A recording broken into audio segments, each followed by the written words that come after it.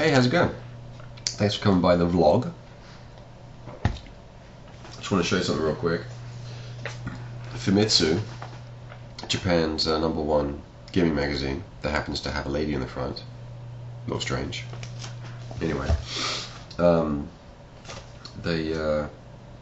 Dominion is coming out in Japan on June 26th, 2008. Is that right? Am I the right year? Yep.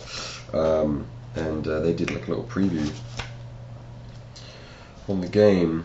And even though of course I can't read it or make any sense of what it's saying, it's pretty darn cool. There it is, at the top there. And what's really neat is, so it's the double thing up there.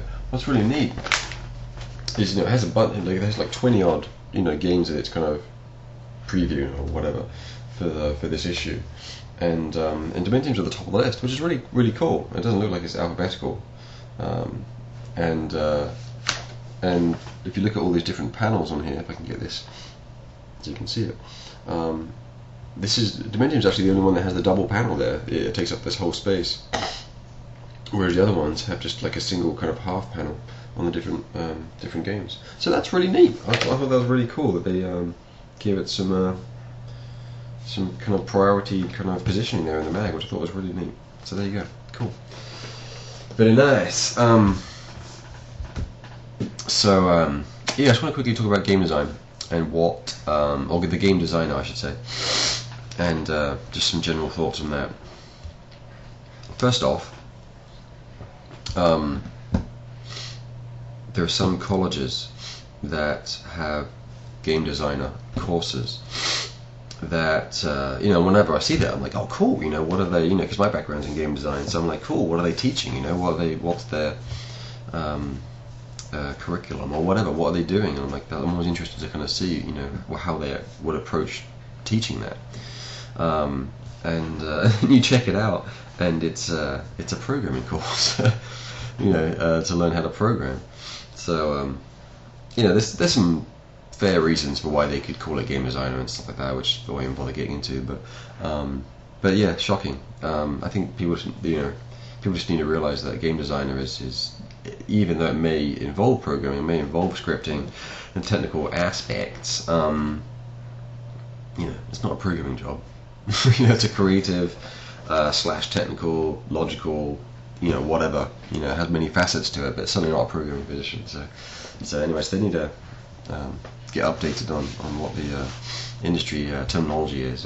That's called a programming curriculum there, not really a game design. So that's just one thing I wanted to kind of bring up, because I thought that was just strange. I mean, years ago I saw it and I'm like, okay, fair enough. Game design is definitely one of the last roles to be defined in the industry, really. There's been programming and art and audio, because it's very obvious and quantifiable to know what those roles produce. But game design is a bit more elusive. It's a bit like what does a game designer do? But then when you see today that there are still colleges that have game designer classes, lessons, whatever you want to call it, then courses, there we go, that's the right word, yeah, that it's covering programming instead of game design. It's like, whatever. Anyway, strange. So another thing that actually myself and a design colleague of mine, friend, were talking about recently. He works at a company, and he's experiencing a situation that is very common in the game industry, which is just really scary, and it kind of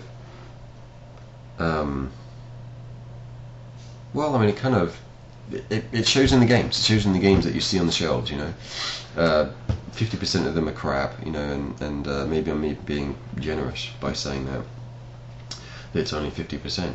But most of them, have great programming, great art, great audio, maybe, because that's obviously definitely a big kind of sometimes underappreciated discipline to add to a game, which is obviously vital and key, as demonstrated in Dimension the Ward. Audio, a big part of this game. Um, but then, yeah, so all of those, those factors can be covered in the game, and then you get down to it and you play it, and it's just flat. It just falls flat, or the pacing's off, or it's just not fun, or there's too much story, too much art. There's an emphasis away from the actual gaming experience. I'm not saying games have to be, game design games like, Mario 64, for example, is, that's a game design game. I mean, that's all about the player package and what you can do. The enemies and the environments are specifically built. They're tailored to the player's, player package, the player controls. Obviously, art took a back seat to design there. I mean, it's a beautiful game. It looks good, but it's abstract. They didn't worry about making it contextually believable. The art was driven by the design of the game, which is great. It's a great example. Whereas Zelda, on the other hand, is a little bit different, where it's a bit more contextual in the worlds and so on.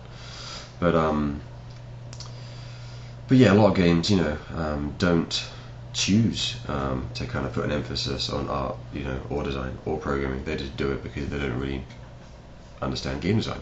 So that's it's crazy. So what you find, I think, in a lot of companies is that there can be a voice for programming, a voice for art, on a director kind of management level, but there isn't necessarily a voice for the game design aspect of the game, which is very scary, because if you don't have someone looking at it from that point of view, kind of looking at how every small piece of the game kind of fits together, and does it add and strengthen the original vision of the game, or does it detract from it, take away, would it confuse the player, or frustrate the player?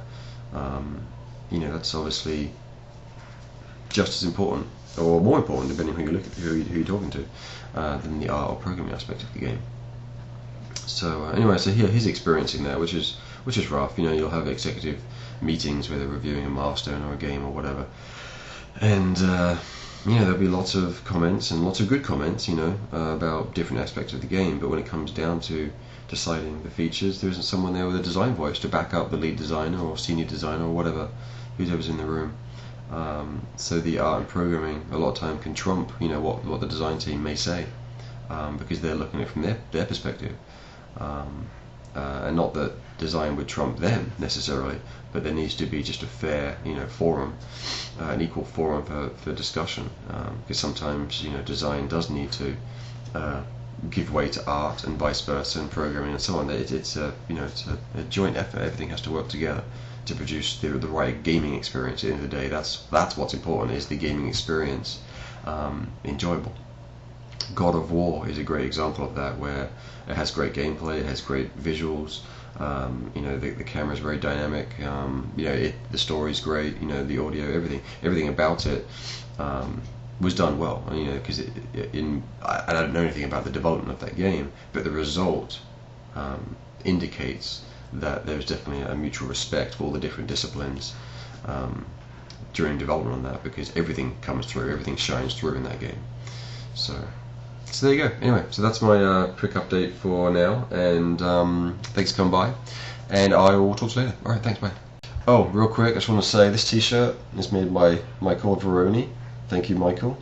I like it. He made this ages ago. Very cool. Cool creature on there. His website is visobria.com. VISOBRIA. Yeah. I'll put it up on the screen so you can read it. There you go. visobria.com. Michael Veroni. Nice t-shirt. Cheers. Bye.